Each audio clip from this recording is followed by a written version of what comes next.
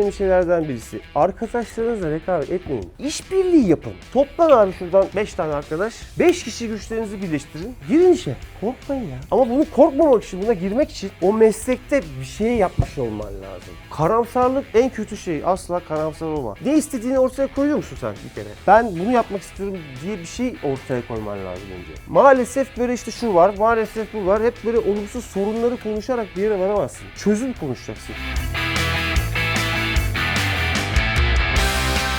Melih Hocam hem bir teknisyen hem de bir hekim, çok faydalı bilgiler edindik. Kendisine çok teşekkür ediyoruz. Hocayı gerçekten çok sevdim. Zaten biliyordum. Geldiği için teşekkür ediyoruz. Hoca çok değerli bir hoca. İşinde çok başarılı ve mesleğine çok saygı duyan birisi. Ben de ona çok saygı duyuyorum. Bugün geldiğim için de çok memnun kaldım yani. Hoca şimdi şarkı söyleyecek. Hangi şarkı söyleyeceğini çok merak ediyorum. Çekti gitti arabayla egzozuna buldum. Gözümde tomurcuk yaşlar arar doğruldum. Ustam geldi sırtıma vurdu. Unut dedi romanları. Dişçisin sen, dişçi kal. Giy dedi tulumları. Dişçisin sen, dişçi kal. Giy dedi tulumları. Dişçisin sen, dişçi kal. Herkes Atlas'tan mı? Başka ne var? İstün'den. Siz benim o aradaki kaçırdığım grup. Evet ya. Herkesle tanıştınız, bir biz kaldık. Peki. Ben Nişantaşı. Kent Üniversitesi, okey. Genelde böyle her 5. sınıf, kim 5? Benim hocam. Ya şimdi bak gördüğünüz gibi 5'e yükseldikçe ilgi azalıyor demek ki. 4. 3. Ya kliniğe geçince bir şeyler 2 yok. 1. Güzel. Şimdiden bir heyecan var. Peki neden diş hekimliği? Tıp istiyordum, dişe girdim falan. Her zaman doktor olmak istiyordum zaten. Dişin daha bana uygun olduğunu düşündüm. Tıpta olmuyordu. O şekilde. Tıp olmuyordu bak. Ya gerçekten tıp istiyordun, olmadı, dişe mi girdin? Yani ilk mühendislikteydim Türk-Alman Üniversitesi'nde zaten. Sonrasında sağlığın bana daha uygun olduğunu düşündüm. Seçeneklerimde tıp ve diş vardı. Tıpta olmuyordu işte. Dişi tercih ettim ama dişi de şu anda severek okumaya başladım diyebilirim. Yani tıp olmayıp dişe girmek Allah kurtarmış. Başka sen neden diş? Neden diş? Ben dişi çok isteyerek yazdım. Benim annem de diş hekimi. Okey. Annem hatta sizi de takip ediyormuş. Daha demin fark ettim. Ben onun hani çok fazla eğitime gidiyor. İşine de çok aşık bir kadın.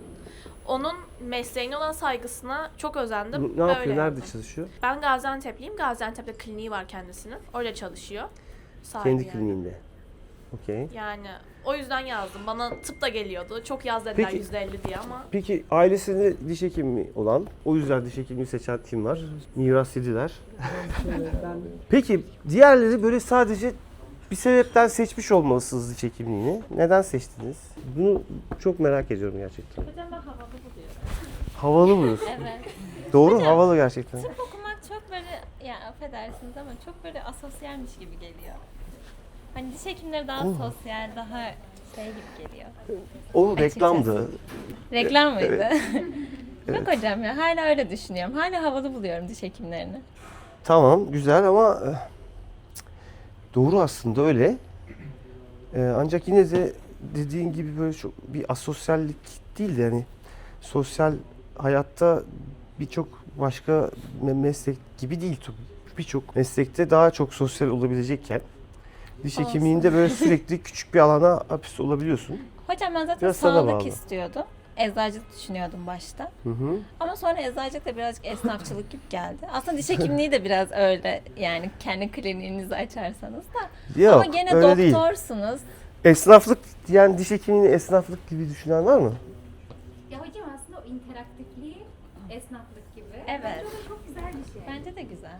Hiç alakası yok. Esnaflıkla alakası yok. Bunu ben de başka yerden de duydum. Başka öğrencilerimden de duydum. Hatta böyle birlikte vakit geçirdikçe hocam ben diş hekimliğini esnaflık gibi bir şey zannediyordum. Bambaşka bir şeymiş diye zamanla bunu fark eden çok öğrenci tanıdım. Başka bir şey yani. Diş hekimliği anlatacağım ne olduğunu ama sizin için gerçekten niye seçtiğinizi, böyle özel sebebi olan var mı? Bu soruyu ben başka yerlerde de sordum. Birisi şey dedi, maaşı iyi. Hocam ben böyle lisedeyken falan resimler yapıyorduk, böyle hamurlardan bir şeyler yapıyorduk falan. Davulun sesi de uzaktan hoş gelir ya. Diş hekimine dedim ki evet benim el becerim varsa yapabilirim. Sonra bir de böyle sabun çok kolay geliyor. Aslında böyle Reels'lardan falan protez de yapmak kolay geliyordu. O akrilikler falan filan. İşin içine girince bir de sadece tüm o teorik eğitim de yoktu. Pratikle beraberdi. Ve bu sanki güzelmiş gibi, ya kolaymış gibiydi açıkçası. Ama Değil işin mi? Ya ben lab derslerini çok seviyorum, o preklinikleri. Ama gerçekten hiç kolay bir şey değil. Tamam. Kolay değil ama hani sonuçta çok mu zor? Yani aslında çok zorlandığım zamanlar oldu. Özellikle o lab sınavlarında bir zaman oluyor ve en ufak bir şey yanlış, elinden bile düşürürsen onun bile ayrı bir stresi oluyor. O yüzden bence çok relax bir koşulda eğitim görmüyoruz bence. Çok zorlayıcı bir eğitim diş hekimliği. Evet, doğru. Peki başka bir şey söylemek istiyorum ama mesela sen niye seçtin? Hocam ben hep sağlık istiyordum. Yani her zaman hastaneleri, doktorları hep çok hoşuma gidiyordu. Başta tıp seçmek istemiştim. Ama daha ders çalışırkenden tıptan vazgeçtim. Direkt dişe kaydım. Çünkü arkadaşımın dediği gibi tıp daha böyle asosyal gelmeye başladı bana. Ben de hem daha sosyal hem de hastanelerde olmak istediğim için bu bölümü seçtim. Hastanede olmak istiyorsun. Evet. Sen niye seçtin? Hocam ben aslında başta eczacılık istiyordum ama hocalarımla konuştum. Hani çevremden fikir aldım ve hani Türkiye'de diş hekimliğinin daha geleceği olduğunu düşündüm. Hani eczacılığa kıyasla. Şu anda da hani mesleğin içine biraz daha girdikçe hani insanların hayatına dokunmak. Yani o fikir hoşuma gidiyor. Bunu hani severek yapacağımı da Güzel, düşünüyorum. doğru. Hoşuma gitmeye başladı açıkçası. Peki hep böyle mi? Eczacılık, tıp isteyip sonra diş daha mantıklı geliyor. Bunun gibi şeyler, sebepler mi? Yani gerçekten böyle diş hekimliğine kendisi daha evvelden, yani ailede yok ama kendisi alakasız bir şekilde ilgi duymuş biri var mı? Ya ben aslında evet sağlıkçı olabileceğimi, insanlara iyi gelebileceğimi, hep bir meslek yapabilmek istiyordum ama hiçbir zaman tıp olsun demedim mesela. Direkt ilk isteğim dişti. Çünkü şuna güveniyorum. Nasıl diyeyim? Hem diş hekimliğinin bize verdiği her ne kadar yoğun ve zorlayıcı bir süreç de olsa, preklinikler, fantomlar, hani insana biraz böyle nasıl diyeyim, hayattan zevk alabileceği bir alan tanıyor. Sınavlar hariç tabii ki kesinlikle. Hani sınav zamanları böyle aşırı stresli oluyor ama hem ders çalışıyoruz aslında. Hayatımın da sadece ders çalışarak geçmesini istemiyorum. Ya da bir ömür boyunca sadece hani insanlara kitaptan ezberlediğim bilgilerle senin şeyin bu, ilacın bu, git demek istemiyorum. Ben o yüzden bunları gördüğüm için diş hekimi olmak tıp istedim aslında. Tıp alanlarında genelde böyle sadece hastayı görüp reçete yazmak gibi bir şey. Evet, elimle dokunabilmek istiyorum o hastaya. Evet, Onun bak hayatına bu- bir şey katabilmek Bu istiyorum. güzel bir tespit. Mesela bunu konuşabiliriz. Sonra ben size bırakacağım sözü. Siz bana sorun tabii ki. Ben size sormaya gelmedim. Siz bana bir şeyler soracaktınız. Şöyle, gerçekten diş hekimliği içinde o kadar çok farklı unsurlar barındırıyor ki. Bir kere teknoloji var, yazılım var. Onun dışında makine var. Makine mühendisi gibi bir makineden anlamaya başlıyorsun bir süre sonra. Makinecilerle konuşuyorsun. Onu üreten kişilerle diyaloğa giriyorsun. Bunun dışında mesela tıbbın radyoloji alanı var içinde. Kadın, erkek, yaşlı, genç ayrımı yok. Tıbbın birçok alanında öyledir yani. Mesela ya kadın bakarsın, ya çocuk bakarsın, ya yaşlı ya da erkek bakarsın. Yani bir ayrılır. Herkese bakabiliyorsun. Sanatsal bir tarafı var. Elinde bir şeyler yapmak var. Bir de hastanı dinlemek, ona dokunmak, çok yakın temas var. Şimdi bu birçok tıp alanında yok. Yani ya çok kısa işlemler ya gerçekten işte reçete yaz. Çok bürokratik tarafları oluyor. Bunun dışında bak mesela başka ne var diş hekimliğinde? Mesela ne var başka? Bir CAD/CAM'i falan sanırım bilgisayar mühendisleri yapıyor. İşte bilgisayar mühendisi, yazılım tarafı var. Tasarım tarafı var. Dizayn, Yani tasarım. psikolog da oluyorsunuz sanırım. Psikoloji tarafı var. Evet, aynen öyle. İşletmecilik var. Ya bunun dışında akademisyen olabilirsin. Öğretmenlik var, öğretmek var. Malzeme bilimi var. Çok alanı kapsayan bir meslek. Yani mesleğin içerisinde direkt olarak hasta ağzında diş yapmak konusunda ilgi duymayan birisi diş hekimliğinin içerisinde bambaşka bir alanda kendine yer yine bulabilir. Bu kadar üniversite niye açıldı? Türkiye'de bir sağlık turizmine gibi bir konuya Türkiye talip oldu sağlık turizmi alanında. Sağlık turizmi klinikleri açıldı değil mi? Şimdi sağlık turizmi klinikleri açıldıktan sonra bu bahsettiğim konuyla alakalı bir çalışma yoktu. Sadece ne oldu? Mezun olanları oraya koydular, ellerine hastaları verdiler. Şimdi bu bize iyi bir itibar vermedi. Dünyadaki rakiplerimiz bizim daha hem fiyatta hem kalitede üstümüzdeler. Biz onlarla yarışmadık. Onlardan daha iyi iş yapmaya çalışmadık. Daha hızlı iş yapmaya çalışmadık. Daha kaliteli iş yapmaya çalışmadık. Kendimizle, birbirimizle yarıştık. Birbirimizle rekabet edip daha ucuza kim yapacak diye o bir takım işte o klinikleri açan kişiler o zaman o ne oldu? Hepimiz işte o zaman asgari ücrete kadar düştün. Bunun sonu yok bak. 2 tane sonuç var. Ya Türkiye sağlık turizminde, diş hekimliğindeki özellikle estetik anlamda, yani tercih edilen anlamda veya da implant cerrahisi alanında en kalitelisini, en uygun fiyata, en hızlı ve en iyi hizmetle yapar. O zaman Türkiye dünyada diş hekimliği alanında bir sağlık turizminde bir büyük bir yıldız olur. Hepiniz de hastadan başınızı kaldıramazsınız. Herkes de para kazanır. Bak çok net. Çok net yani. Ya bu olur ya da herkes gider kimisi taksicilik yapar, kimisi başka bir şey yapar. Bak çok net söylüyorum. Bu kadar öğrenci tabii ki o kadar klinik olmayacak. Tabii ki o kadar yer olmayacak o zaman. Ama eğer bu alanda doğru adımlar atılırsa ki bu iyi hekimler yetişmesine bağlı.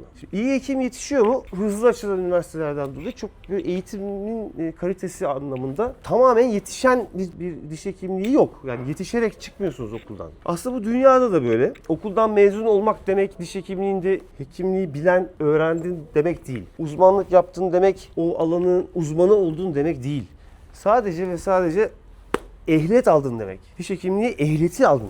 Diş hekimliğini öğrenmen için başta söylediğim şeyi yapman lazım. Hem okumak hem mesleği idrak etmek lazım. İdrak, özümsemek lazım. Şimdi bunu kovalayan zaten ne olursa olsun sivrilecek. Onu söyleyeyim. Ama bunu bir genel olarak yaparsak, bütüne yayarsak, iyi hekimler yetişirse ve doğru politikalar ortaya konursa, yani şöyle söyleyeyim, mesela sağlık turizmi yapan bir diş kliniğindeki tedavi protokolü ya da tedavi ve iş akışında örnek budur, ideal budur diye bir şey bile yok. Kim ne yaparsa yapsın var. O yüzden bu hatalar bu noktaya doğru geldi. Ama ben hala çok ümitliyim bu konuda. Birileri doğru adımları eninde sonunda atacaktır diye düşünüyorum. Eğer bak ben dünyaya da gittim, yani bir sürü ülke gezdim. Potansiyeli bizim gibi olan hiçbir yer yok. Bizle kimse yarışamaz. Ama biz ne yapıyoruz? Birbirimizle rekabet ediyoruz. Sakın bak, en önemli şeylerden birisi, arkadaşlarınızla rekabet etmeyin. İşbirliği yapın. Yani sen diyorsun ya işte nasıl olacak? Toplan abi şuradan 5 tane arkadaş. 5 kişi güçlerinizi birleştirin. Girin işe.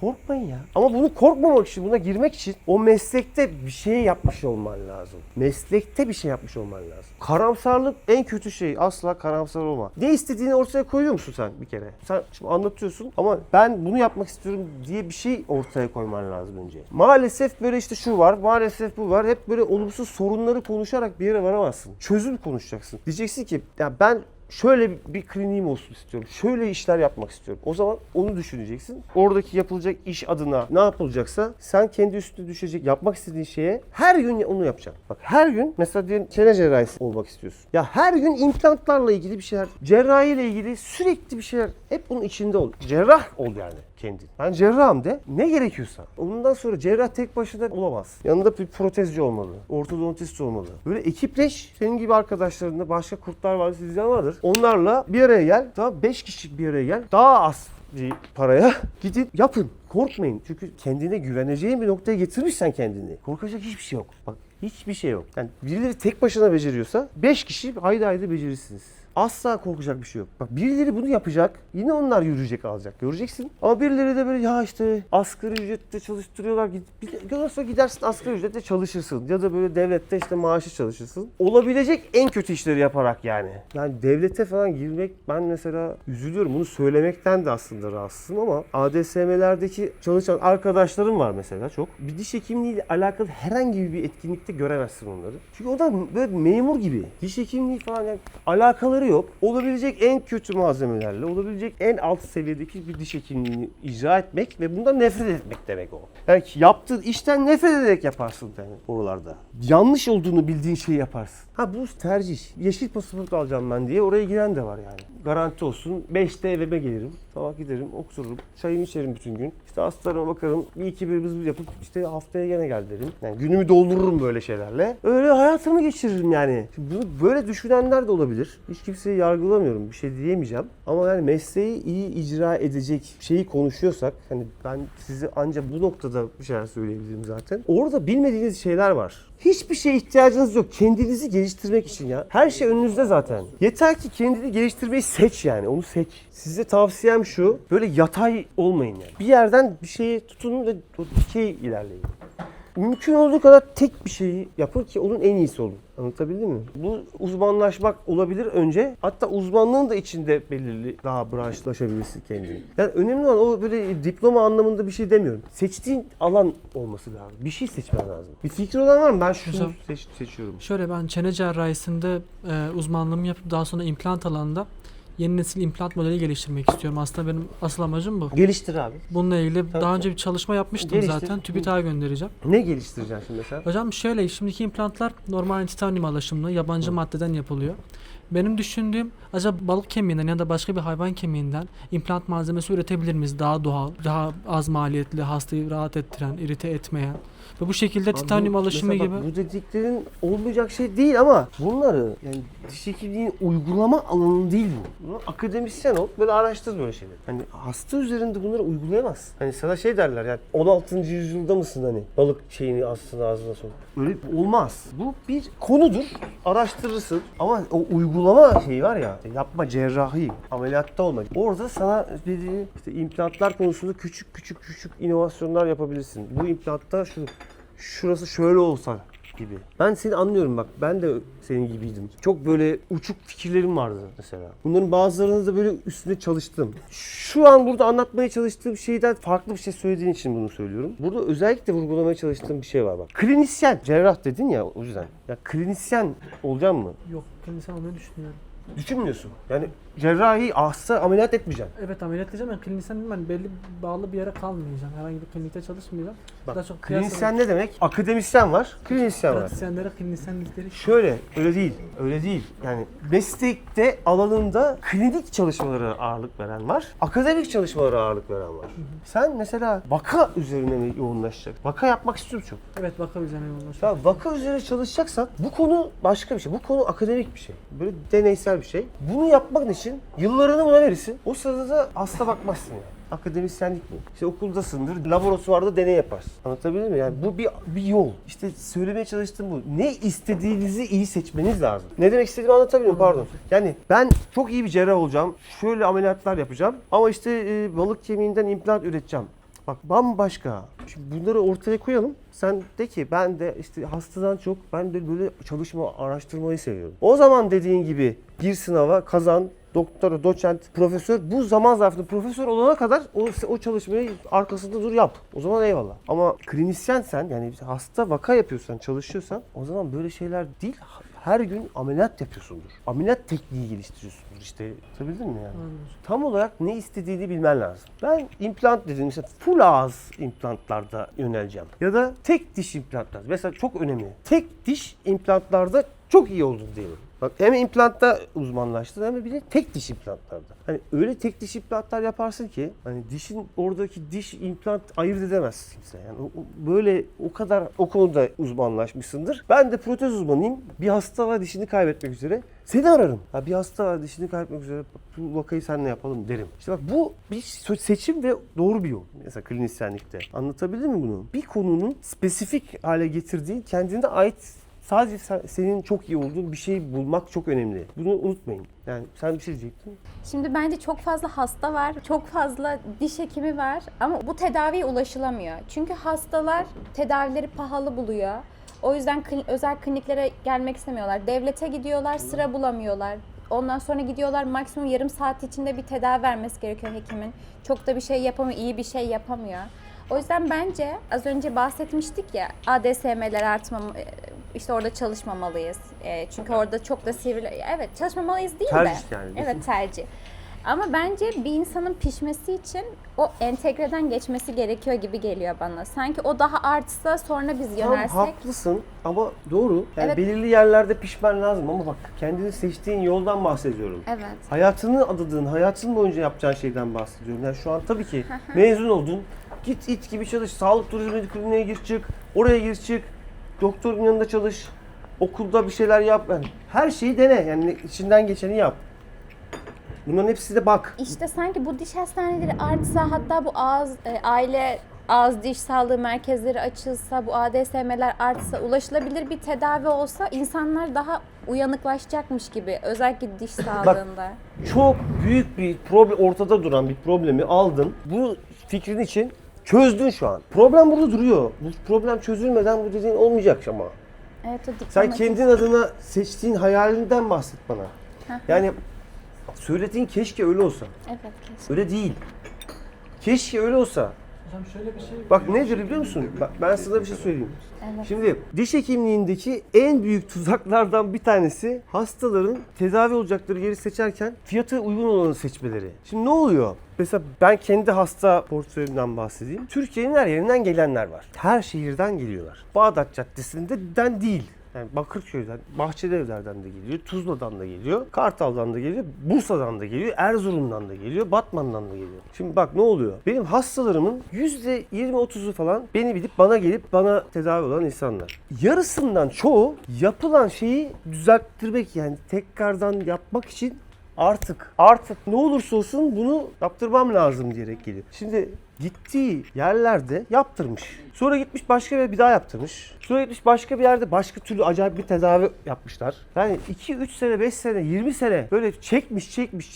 En sonunda bedelini ödemek zorunda bu. Yani neden dersen, şimdi çok mu pahalı olalım? Hayır, sadece gereği kadar. Ucuz olmayalım yani. Çünkü o işin ucuz olmaması lazım. Yani ucuz derken hani hakkı değil. Şimdi bazı malzemeler işte $1000, onun $10 da var. Muayenehaneye sokmazsın yani onu normalde. Kendi ağzında, annenin ağzında yapmayacağın şey diyelim. Şimdi düşün ki sen bir araba aldın. Araba 10 yıl sonra 1 milyon para verdin, araba aldın. 10 yıl sonra kaç para ediyor? 10 yıl sonra 500 bin eder. 20 sene sonra hurdadır zaten. Şimdi bak şöyle söyleyeyim sana. Diş yaptırıyorsun. Birisi 500 diyor, birisi 1000 diyor, birisi 2000 diyor. 2000 deyip çok böyle şişirme şeyler de var. Ama birisi 500 diyor, öbürü 400 diyor, 300 diyor. Böyle bir pazarlık var orada. Çok büyük akım orada. Şimdi hasta gidiyor en ucuzunu buluyor. Olmuyor, gidiyor onu buluyor. Onu buluyor. Hep 300, 500, 400 oralarda bir sürünüyor. Bak kaç kere yaptırdı orada mesela? 4 kere, 3 kere. Sonra gidiyor, bakıyor. Ne oldu onlar? Bak yaptırdı. Aradan 5 sene geçti. Çöp o. O para çöpe gidiyor. Yani yaptırdığın ama çöpe attın parayı. Şimdi sana gelir. Sen 1000 dersin. Ama 10 yıl sonra da o 1000'dir yani. Çünkü bir çiğneme sistemi yarattın. Hasta sağlık verdin ona. Konfor verdin. Ve öyle bir sağlıklı bir dentisyon verirsin ki o sürdürülebilir olur. O zaman 10 yıl sonra, 20 yıl sonra hala kullanılabilen, hala o değeri olan bir şey. Böyle bir şey, gerçek var, realite var. Sen dentisyonu bütünüyle iyi tedavi edersen bu pahalı değil ki. Yani bunu anlatabilmen lazım. O yüzden esas odaklanman gereken dostum, yaptığın işin kalitesini nereye koydun? Sen kendine nasıl bir rol biçtin? Önce onu bir seçin. Kendiniz yolunuzu seçin demek istiyorum aslında bütün bu konunun başından beri. Ben kimim? Meslekte neyim? Ne yapacağım? Hocam ben kim olursam olayım şunu Sosyal istiyorum. medyam iyi olacak. Hayır. Onu da çok isterim ama şunu çok istiyorum. Ya böyle kişi böyle huzurla girsin istiyorum. Böyle oh be tamam Zeynep'miş desin istiyorum. Ben mesela kendime bir kural koymuştum böyle muayenehane huzurlu hissetsin açtığımda. isterdim. Muayene açarken dedim ki bu dedim kapıdan memnun olmadan asık suratta hiçbir hasta çıkmasın. Yani şimdi kendine hedefi bu böyle koyabilirsin. Ya da ben şöyle koyabilirsin. Abi ben bu kliniği açacağım. Şimdi açtım. Ben 5 yıl sonra bunun gibi 5 tane kliniğim olsun. Ya da işte ben işte 3 yıl sonra şunu alabileceğim. Hani mesleğe dair bir hayal koymadın. Meslek bir araç oldu senin için. Bir şey kazanacaksın ve onunla başka bir şey yapacaksın ya. Bu yanlış geliyor bana. Mesleğe dair bir hayaliniz olmalı. Hocam şimdi 3. sınıfız ama. Ama yok olsun önemli değil. Yani ben meslekte kendine bir hayal var mı? Yok. Çoğunuzun yok.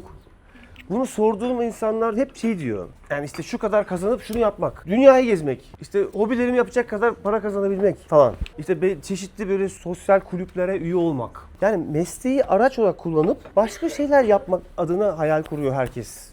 rahatsızlığım var bu konuda da. O yüzden size söylemek istediğim bir şey var. Bak lütfen şimdi herkes bir dursun. Herkes bu mesleğe dair, yani mesleğin kendisi için, meslekte kendini ileride görmek istediği şeye dair bir hayali olsun, hedefi olsun. Bunu yapın yani. Ben 10 yıl sonra bu meslekte şunu başarmış biri olmak istiyorum. Bunu demezsen o zaten olmaz. Ama onu dersen olur o. Çünkü o zaman mesleği ona göre yaparsın yani. Ya bu çok önemli. Bugün çok güzeldi. Hocayı çok sevdim. Umarım hoca da beni sevmiştir.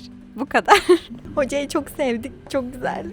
Hocayı gerçekten çok sevdim. Zaten biliyordum. Geldiği için teşekkür ediyoruz. Melih hocam hem bir teknisyen hem de bir hekim. Aynı şekilde ben de bir teknisyenim. Hekim öğrencisiyim. Çok faydalı bilgiler edindik. Kendisine çok teşekkür ediyoruz. Hoca çok değerli bir hoca. Yani gerçekten işinde çok başarılı ve mesleğine çok saygı duyan birisi. Ben de ona çok saygı duyuyorum. Bugün geldiğim için de çok memnun kaldım yani. Hoca şimdi şarkı söyleyecek. Hangi şarkıyı söyleyeceğini çok merak ediyorum. İlayda sence? Gesi bağları olmaz umarım. Önüme bir ateş düştü. Yanar ha yanar yanar. Ümit gönlümün ekmeği. Umar ha umar. Elleri ak. Ojeli tırnakları nerelere gizlesin şu avucun nasırları. Otomobili tamire geldi dün bizim tamirhaneye. Görür görmez vurularak başladım ben sevmeye. Ayağında uzun etek dalga dalga saçları. Ustam seslendi uzaktan, oğlum al takımları. Ustam seslendi uzaktan, oğlum al takımları. Bir romanda okumuştum buna benzer bir şeyi. Cildi parlak, kağıt kaplı, pahalı bir kitaptı. Ne olmuş, nasıl olmuşsa, aşık olmuştu genç kız. Yine böyle bir durumda tamirci çırağına. Ustama dedim ki bugün giymeyim tulumları. Arkası puslu aynamda taradım saçlarını. Gelecekti bugün geri arabayı almaya. Ormandaki hayali belki gerçek yapmaya. O romandaki hayali belki gerçek yapmaya. Durdu zaman, durdu dünya. Girdi içeri kapıdan. Durdu zaman, durdu dünya. Girdi içeri kapıdan. Öylece baka kaldım gözümü ayırmadan.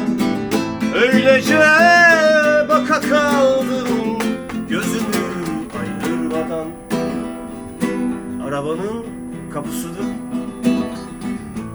açtım, girsin içeri. Arabanın kapısını açtım, girsin içeri. Kalktı hilal kaşları, sordu kim bu serseri. Kalktı hilal kaşları, sordu kim bu serseri. Çekti gitti arabayla, egzozuna buldum. Gözümde tomurcuk yaşlar arar doğruldum. Ustam geldi sırtıma vurdu, unut dedi romanları. Dişçisin sen, dişçi kal, giy dedi tulumları. Dişçisin sen, dişçi kal, giy dedi tulumları. Dişçisin sen, dişçi kal, dişçisin sen, dişçi kal. Dişçisin sen, dişçi kal.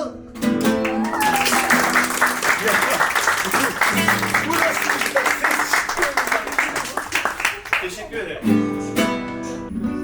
Yalnız kaldıysan kalkıp da pencerenden bir güneş açmış mı? Yağmur düşmüş mü? Dön bak dünyaya.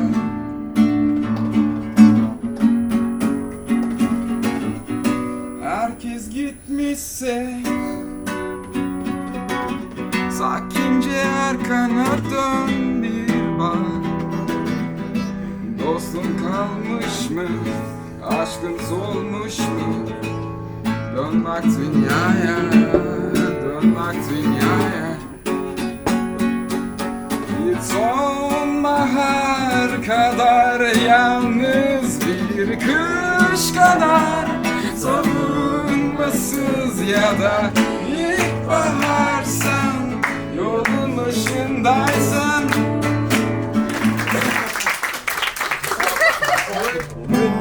Sen çok gençsin yavrum. Hayat ümit neşe dolu. Mutlu günler vaat ediyor sana yıllardır boyu. Ne yalnızlık ne de yalan üzmesin seni. Doğarken ağladı insan, bu son olsun bu son. Doğarken ağladı insan, bu son olsun bu son. Hadi. Lay la la la la la la la. Lay la la la la la la. Hey. Lay la la la la la la la la. Lay la la la la. Bugün sen çok gençsin ya.